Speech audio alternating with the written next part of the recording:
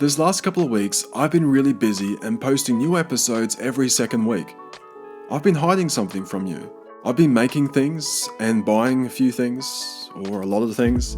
Well, actually, I looked at my list of pet ants I want. You see, it's this list I have of things I want but I never really get. And I thought, stuff it. I'm going to try and buy as many pet ants as I can. Join me as I show some of the amazing colonies I have bought and some pretty cool nests I've made too. Welcome to another episode of The Ant Keeper, where I upload every week about all things ants related. If you find yourself enjoying this video, then subscribe and join the AK Colony. Your support really helps me out and I really appreciate it. This week I've been busy building on our collection, buying up on everything I could find that's on my wish list. AK Colony, we almost have one of the biggest collection of express post boxes on YouTube. And one of the biggest collections of queen ants and colonies on YouTube too. In this week's episode, we'll look at two new colonies that arrived early this week and move our newest bull ant species into their new home. First, I want to introduce you to our special dual queen colony. Okay, I'm so excited about this colony you have no idea.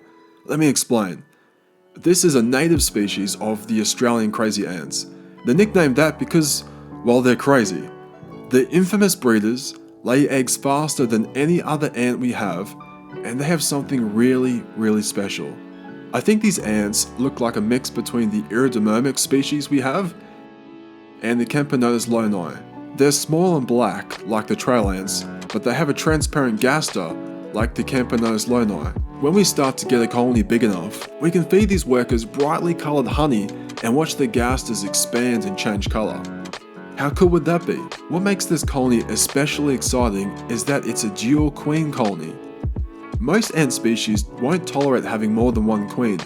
However, there are a few exceptions. Like the Iridomyrmex colony, this beautiful little colony flourishes with extra queens, meaning they'll lay even more eggs and grow even quicker. Once this colony gets comfortable, I'm going to introduce heat to help promote growth even more.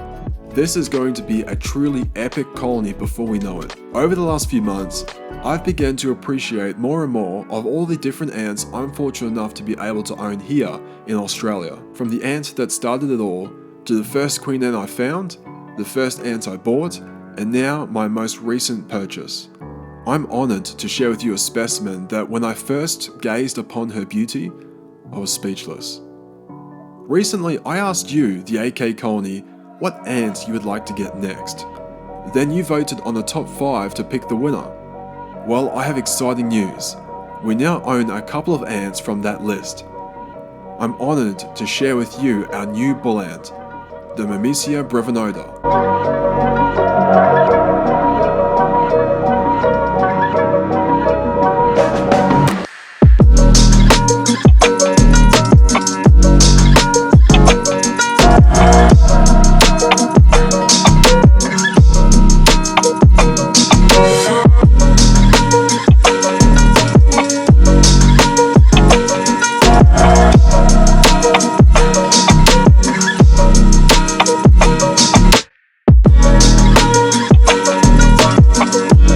These ants are truly huge, with the queen reaching nearly 4 centimeters in size.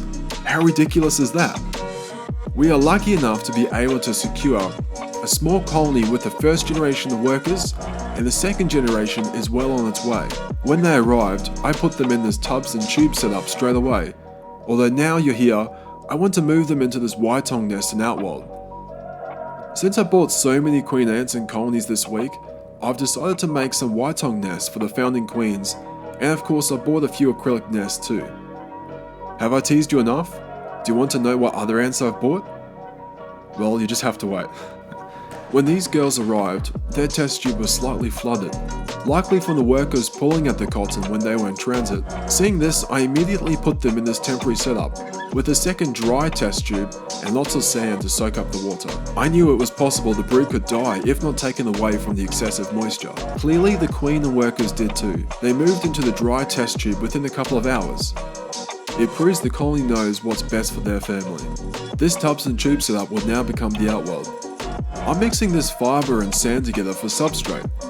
I'll keep this test tube here for them to drink, and for food, I'm currently out of crickets, so we'll feed them some mealworms instead. I've noticed that bull ants are actually quite fussy when it comes to feeding. They prefer to hunt for their food rather than scavenge like most other ants, so I'll offer a mix of live and freshly dispatched mealworms for them to eat. This homemade Waitong nest will be their new home for the next 6 months or so.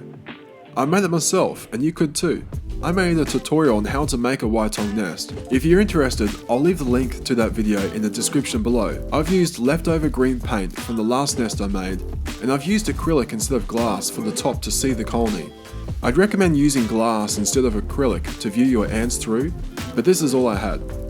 I've opted to make a gradual incline inside the nest with the sponge in one corner. Whenever I move ants into new nests, I always seem to move them into a nest that's too big. Although today I'm not sure, maybe this nest will be too small. If this nest is too small, I'll simply make a new one.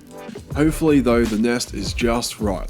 I should be getting good at this by now. I have moved plenty of colonies. Although that's enough about my lack of aptitude, let's see what this colony thinks of their new home. I'd expect this colony to be hesitant to move around and leave their test tube set up. I've noticed whilst colonies are small, they're often quite timid, whereas bigger colonies are much more confident to explore their new homes.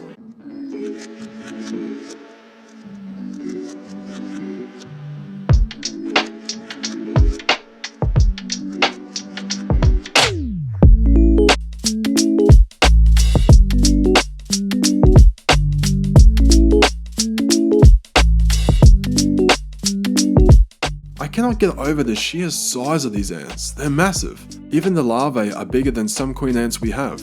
My plan for this colony is to keep them in this Waitong nest until they outgrow it, which they will do sometime this year. Then we can upgrade them into a bigger nest, and soon after a bigger outworld. The next few months are going to be amazing with so many queen ants and colonies in our collection, alongside the dozens of colonies we already have. If you made it this far, then make sure to hit the like button if you enjoyed this video. It really helps me out. Also, have you subscribed and become part of the AK colony? If you haven't, then what are you waiting for? Subscribe and be a part of one of the fastest growing colonies here on YouTube. I want to know from you, which colony are you most excited for? The dual queen crazy ants colony? Or the Myrmecia brevinota colony? And why? Share what you love in the comment section below. Thank you everyone for watching this week's episode. I'll see you on the next video. Until then, Ant Keepers Unite.